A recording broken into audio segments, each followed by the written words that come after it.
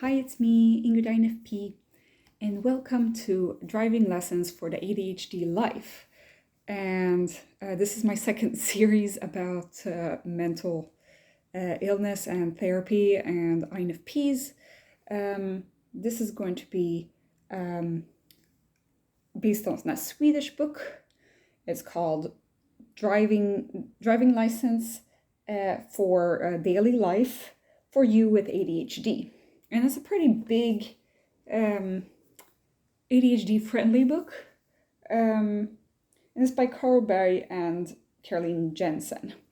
And apparently it's based off of a CBT book, but they have advanced it even more by adding ACT, which is, if you don't know, CBT is cognitive behavioral therapy, the most common therapy for most things out there.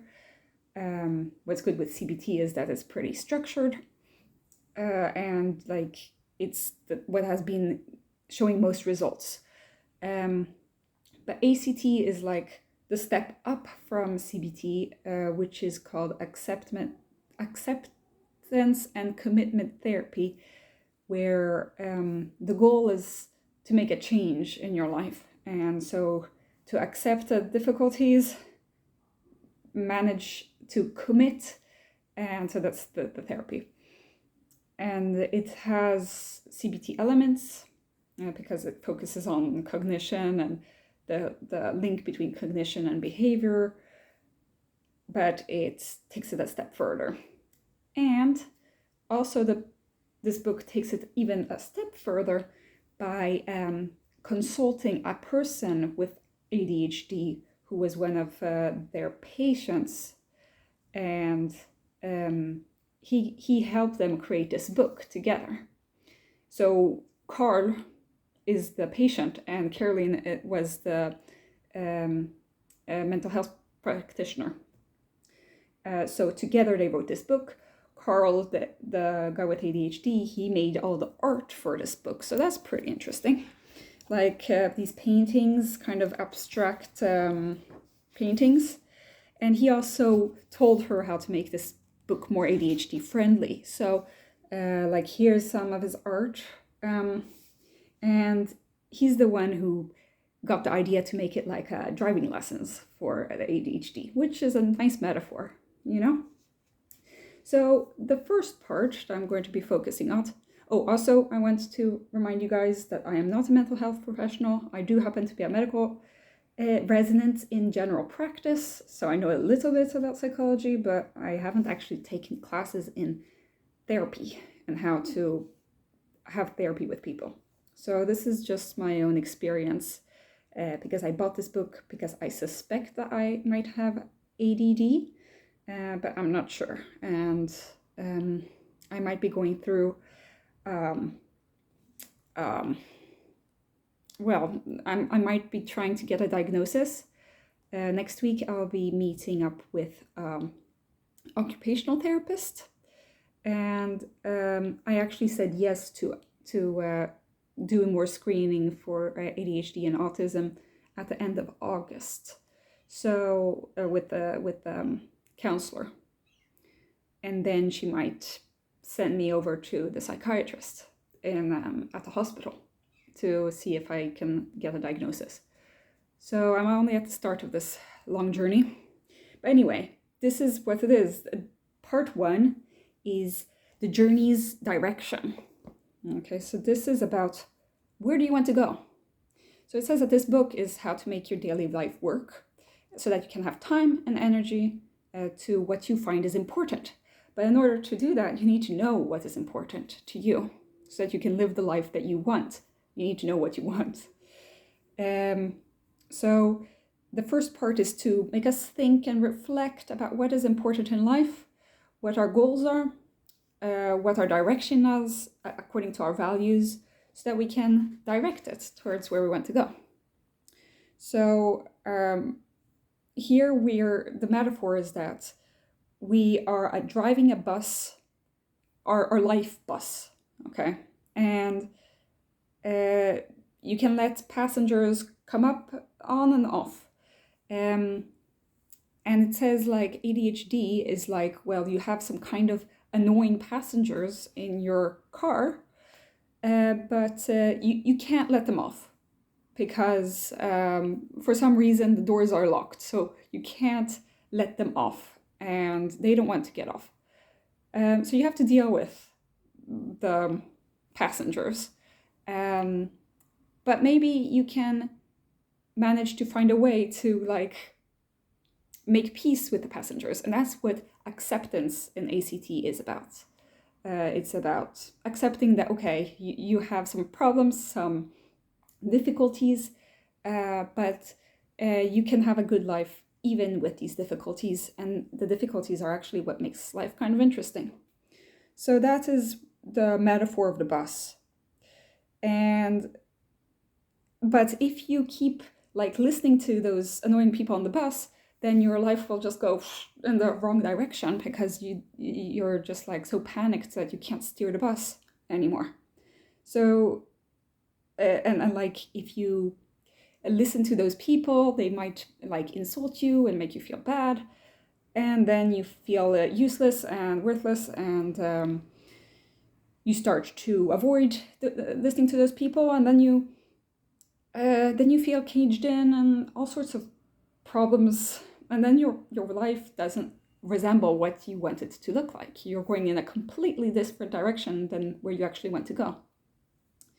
So the book that they're accepting they're using is a book called Stop Worrying, Start Living by Stephen Hayes and Spencer Smith, and it's about psychological flexibility to have an accepting stance towards our emotions and our thoughts. And so that's what acceptance and commitment therapy is about, is to choose your road and to go in that road that are from your core values. They misspelled commitment, which makes this really funny because this is a book about ADHD, so obviously won't be perfect. So they take the example of Karl. Karl is a guy with ADHD, but he wants to change his situation in life. A bunch of bad things have happened. He became unemployed, a friend died, and he suddenly, he managed to get into a state of avoidance and freezing, kind of, and he doesn't want to do anything. So what he wants is that he wants to function better. He wants to sleep well. He wants to meet new friends. He wants to be active. He wants to create, and he wants to have a little bit of money, because in order to live like that, he needs some money. So then he talks about his creative side and that it's important for him to create things. He wants to get money in order to keep his passion alive, and he says that he has difficulty to focus and to concentrate and planning and organizing and problem solving. Karl usually has a lot of energy and a lot of ideas, but he has a difficulty to actually do the projects that he thinks about. Doesn't that remind you of an INFP? He gets really distracted, and all these things makes it difficult to plan. So then they try to focus on what brings Karl forward and what brings him backward. So we want to go forward. And this is called Dr. Kevin Polks ACT Matrix. And it's basically like a chart where it says backwards and forwards. And this is reality, and this is our emotional world, or our inner world. So we want to go forwards, we don't want to go backwards. And let's see, this is Karl's chart. And his chart is that what is happening in his real life that is bringing him forward, that could bring him forward. Here are his goals, which are to meet his friends, to paint, to be active, to sleep well, and to have a little bit of money. And so what brings him towards that is to paint, to be outside, to actually answer the phone in order to get friends. What inside his psyche or in his inner world brings him forward is to be aware, to be aware of what he does and what he doesn't do. What brings him backwards, though, is in his real life is that instead of doing all the good things, he lies in bed or he doesn't answer his phone. And in his emotional world, what brings him backwards is to close himself away from the world, to isolate himself. So that's how you can follow this chart. So I haven't made this chart yet because, well, I'm not in therapy right now, so I'm on holiday. But my difficulty is to actually make the goals, or not the goals, the direction where my dreams. I don't really know where I want to be. So I need to start with that, and then, but I'm guessing that a lot of Karl's ideas are kind of my ideas, because I do want to have good relationships with my friends. I do want to be creative. I do want to be active. I do want to sleep well, and I do want to have a little bit of money. But I think that maybe I have some values that are more important than, for me, than his, and some of them are less important. So sleeping well is maybe less important to me, or being active is less important to me. But maybe for me, I would want to be free, and so for that I would need to learn to drive a car, for example. That would be more of a reality-based going forward.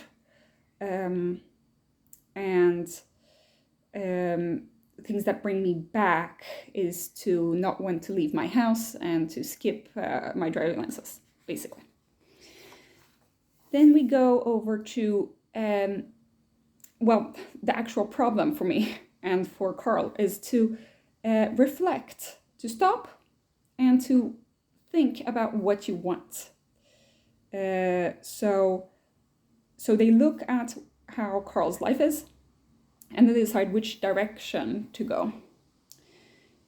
And this is a problem for people with ADHD, is to they have difficulty making decisions, knowing what they want.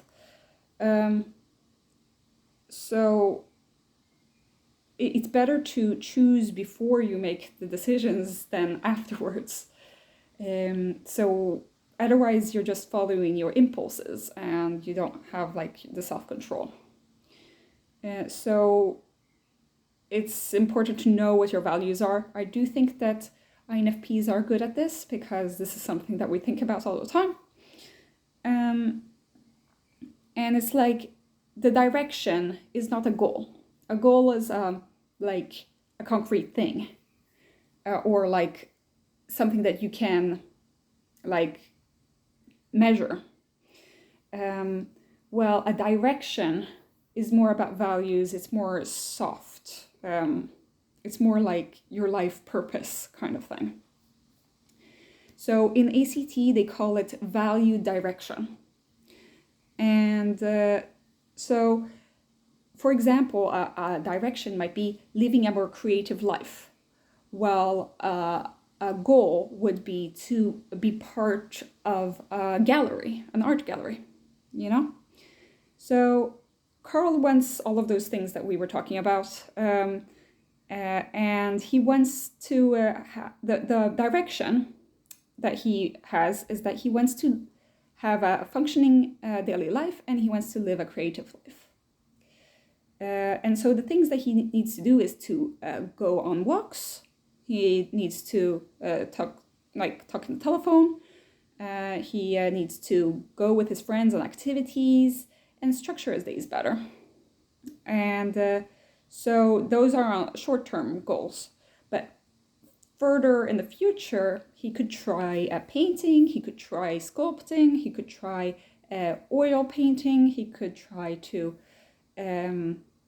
focus on things and learn those kind of skills. But also, and even further, is that he needs money in order to be able to do his oil painting and all of that. So the road isn't always a straight line. Sometimes it's all over the place, but that doesn't matter. We need to talk about like what is important and where we are according to where we want to be. So here there's a thing called the bullseye. Okay, it's a bullseye. Okay, and in the bullseye there are 4 parts, and this is a ACT done by a psychologist called Tobias Lundgren. He actually was part of writing the CBT book that I talked about in my previous series. So he seems to be an important psychologist. I don't know, in Sweden at least. So the 4 different parts of life, according to this, is work or school, free time, relationships, and health or self-care. And if you are in the middle, in the bullseye, then you are where you want to be. But the further away you are from the bullseye, the less satisfied you are with that particular goal or direction. So Karl is not at all happy with where he is work-wise because he's unemployed, and he wants to earn some money in order to do the rest of his hobbies and stuff. He's a little bit happier with his relationships. He's not really happy with his health, and he's not very happy with his free time. So generally he's not very happy, but he's pretty okay with relationships. So I would say I'm pretty unhappy with quite a lot of things, but I do think that my work is actually pretty good at the moment. And I am doing a little bit better with my free time. My health, not so much, and my relationships has been kind of up and down, but I do have really good friends. I do wish I could get a little bit closer to my family. So, like, I could do my own bullseye. Then let's see. So then there are those four different things. So health. How do you take care of your health? Well, Karl goes on walks, and he can focus on being physically active in that way. Also, another thing is nutrition, how to take care of that. Start with like very small steps. So don't go running a marathon if you just want to get some daily movement in you. So that's why they put health as number one, because without health you can't really do that great in the other parts. So that is number one. Two is like work and school. And so Karl is unemployed, but he has worked in a boutique. Because of his ADHD, he couldn't go through with high school, so he does want to become an artist, and he wants to go to art school. And so here it's kind of like, well, maybe you should apply to art school, okay? Why limit ourselves, okay? But it is difficult for people with ADHD to study. So I like studying, I find it really exciting, but I know that a lot of people with ADHD have a hard time because it's the concentration. So it's kind of like, where do you want to, if you could choose what job you could be, just like, what would you do? What's your passion? Number three, do you do what you want to do in your free time? And so Karl wants to paint, and so he decides that he's going to go put up his art in a gallery. But it's a little bit difficult for him to do that because there are a lot of steps involved, but he does have his friends that can help him out. So he does think kind of like problem solving, so that's pretty good. And so things that are meaningful and that give you energy. Ways to like get more energy in your batteries. Try to find concrete examples. And then number four is our relationships. unfortunately, Karl has no energy to like reply on his phone, and he is very well liked, like a lot of people with ADHD. And so that kind of is a compensation for the fact that he's not very reliable, is that his friends like him. And he gets things done because his friends like him. But there are certain problems with this, is that, he became kind of tired out of all of this energy that he keeps using on people. So, are you happy with your relationships? Is there anything that you want to change? Let's see. And then, so now we're going to talk about finding your direction. And this is where you actually have to write things down.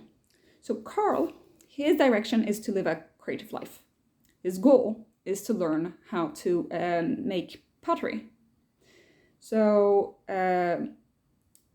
first you write your direction, and the direction is, from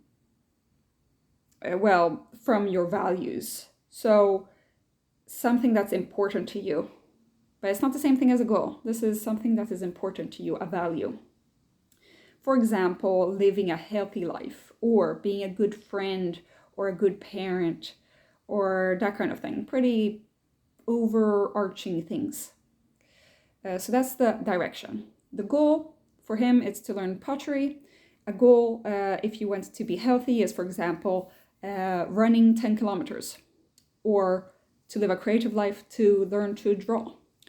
Or if you want to be a good friend, to prioritize your friends and spend more time with them.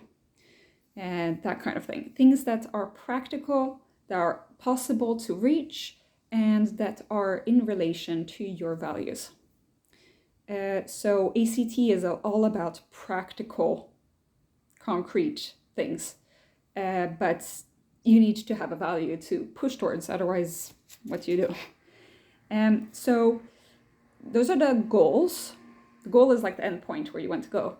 But then it talks about actions.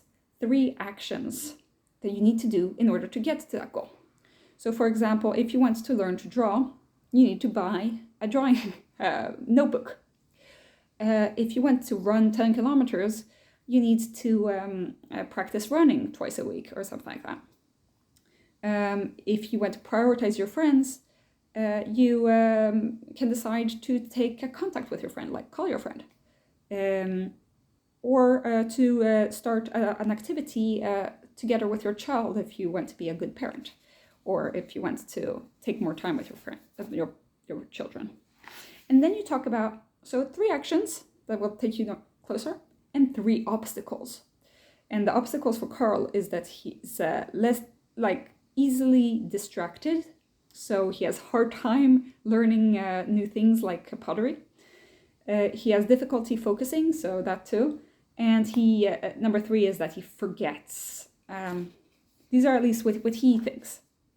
So what kind of obstacles do you have towards the goal? These things are, it is not if you have problems, these are difficulties, okay? And these are obstacles that stop you from living the life that you want to live. So obviously, all of our lives, a healthy, rich life is not going to be without problems. This is about leading a life that you want to live. And so obviously it will have problems, but it will still be a life that you want to live.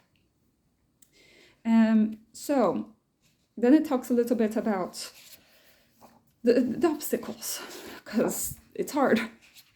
Okay, so that what has these obstacles created in you?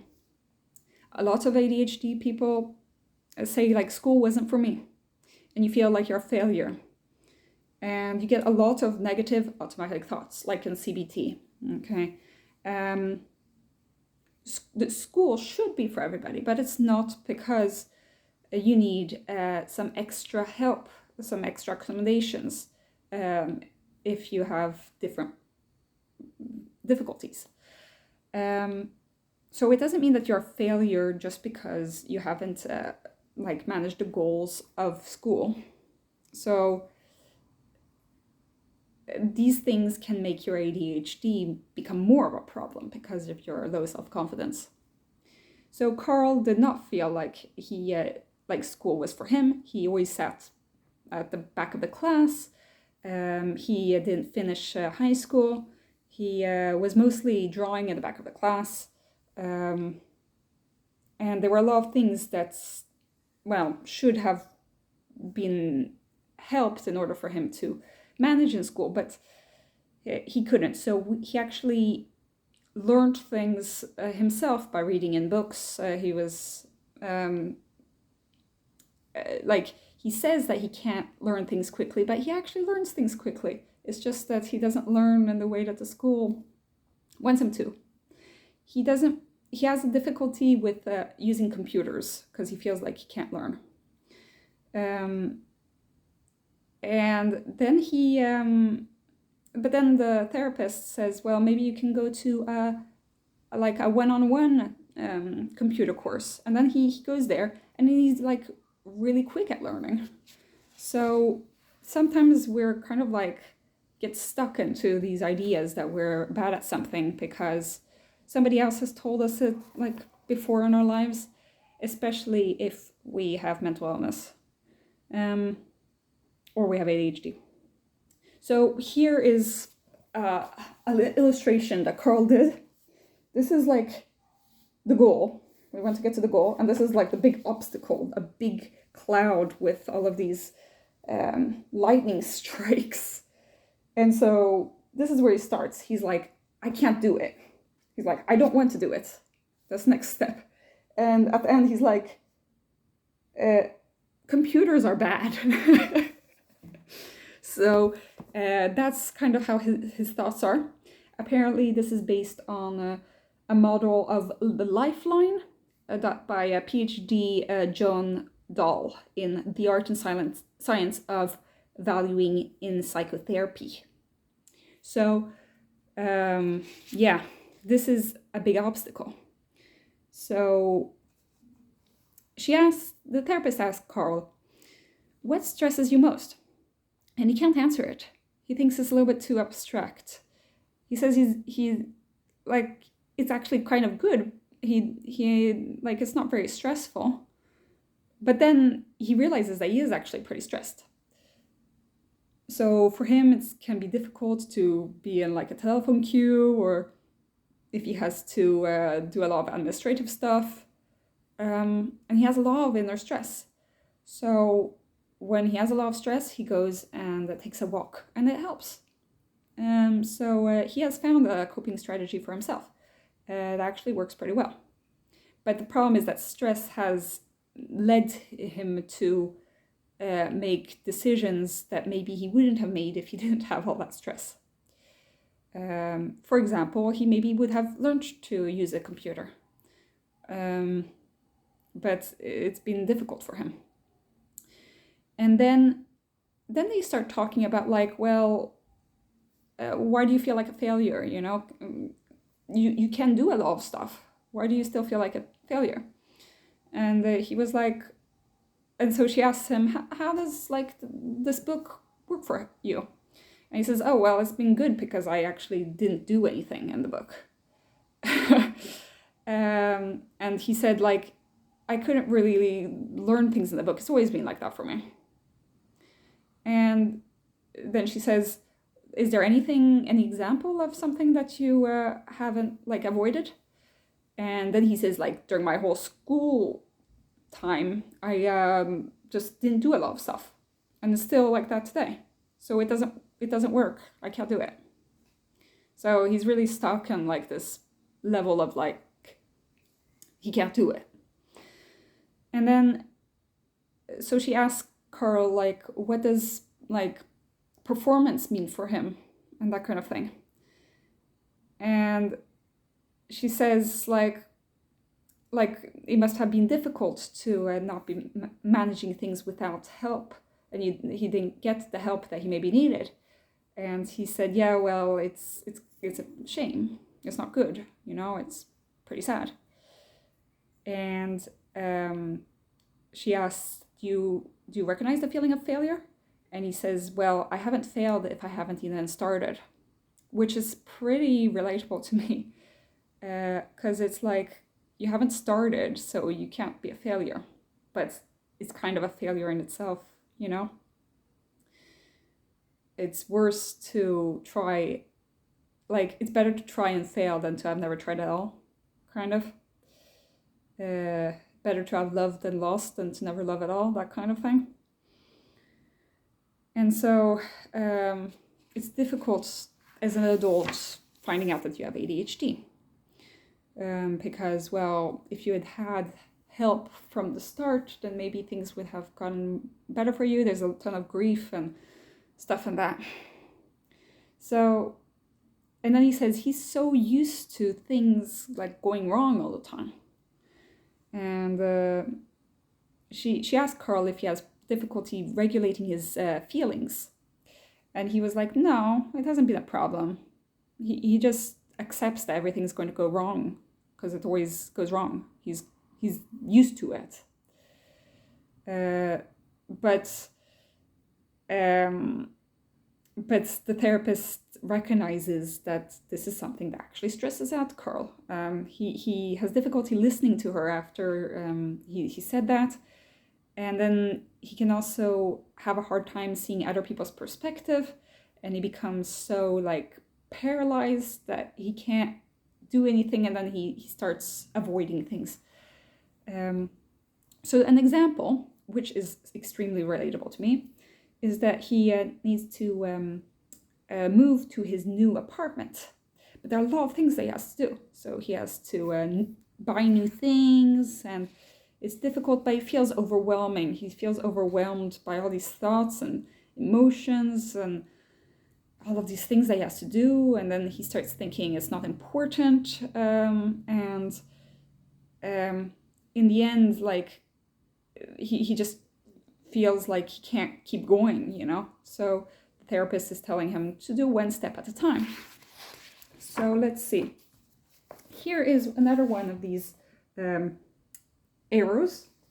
And the arrow is he wants to live in his own apartment. Okay, so that's where he's going towards. But there's a ton of like, a ton of frustration.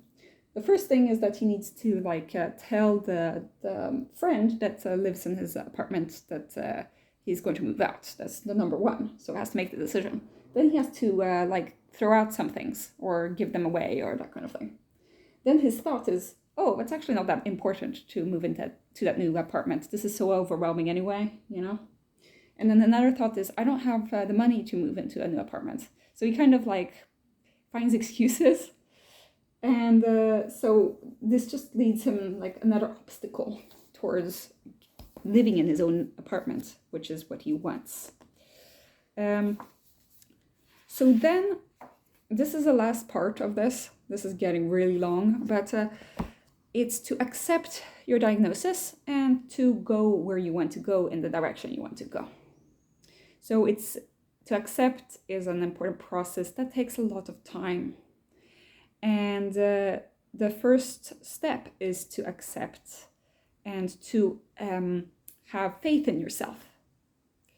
So at the start of the therapy, Karl did not have an ADHD diagnosis.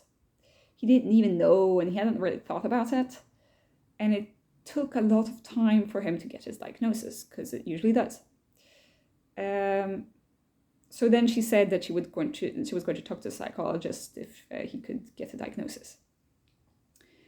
And Karl said that it was actually okay. Like, he thought it would have felt much worse. But he started... So the first step is to not avoid the diagnosis in your head. Because that is a waste of time and energy. And that's what I started realizing now, is that I need to know. And then once I know, I can like decide from there. And just like avoiding even the thought of getting a diagnosis is not helping me. Obviously, this is very individual. So there's another book, and it says, it's called Wonderful ADHD by Georgios Karpatakis, and it's today, except an official diagnosis can be the difference between life and death. It is actually this way. The answer behind those 4 letters, ADHD, can be both felt as a curse and as a freedom. And so it's the start of something new. As a 25-year-old, to finally get an ADHD diagnosis was both a shock and relief. I got the answer of who I was and why I am the way I am. And so she's like, so the therapist asked Karl, how is it to get ADHD as an adult? And he says, it's good that I got the diagnosis. Things start making sense, and things start being more structured. Like the apartment is now fixed, and now he's going to, tomorrow he's going to go get curtains for his apartment, which is more than me because I don't have any curtains. He wouldn't have done it if he hadn't gotten the explanation and been able, so he doesn't see anything negative with his diagnosis. Obviously, but take that with a grain of salt.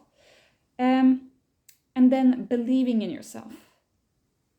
And she's like, well, has this ADHD affected you?